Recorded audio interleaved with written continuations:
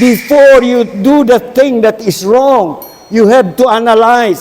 Mayroon kang pagsisiyasat. Bakit na magsisiyasat ka? Iba na ang damit mo, mga kapatid. Iba na ang damit mo. Ibinihis mo, mga kapatid, ay ang kapangyarihan ng Diyos na nasa sayo. Remember, mga kapatid. Remember, ha? Ito. Remember this word. Wala kasi akong pointer eh.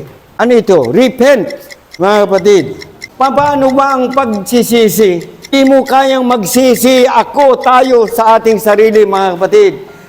Paano ko magsisisi? Ang paglapit mo kay Jesus ay pagsisisi. At tinatanggap mo siyang pumasok sa iyong katawan.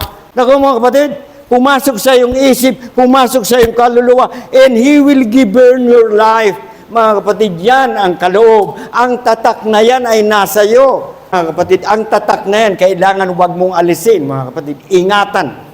Pag-isipang mabuti, mga kapatid. Sa ngayon, marami tayo. Ganito tayo lahat. Bigyan natin ng pagbabago ang ating sarili, mga kapatid. Ang tanging relationship kay Jesus sa pagtanggap mo ng iyong sarili para sa Kanya ay ang panalangin, mga kapatid.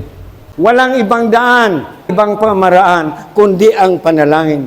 Pag ikaw nananalangin, nakikipag-usap ka sa Diyos. Nagsusumamo ka sa Diyos. Hindi tayo marunong manalangin, mga kapatid. Sino man sa atin, hindi. Iba ang bibig natin, iba ang isip. Ay kalbo pa, di walang utak. What? Panot. Init ang ulo. Panot. Wala. Mga kapatid, ang Diyos ang nakakataho ng ating puso. And sapagkat ang si Jesus ay sa katawang tao, ang kanyang pagka-Diyos ay wala. Mauunawaan niya ang ating sinasabi. Kasi hindi siya nakatingin sa mukha. Nakatingin siya sa magandang damit, may necktie, gwapo. Hindi. Nakatingin siya sa puso mo.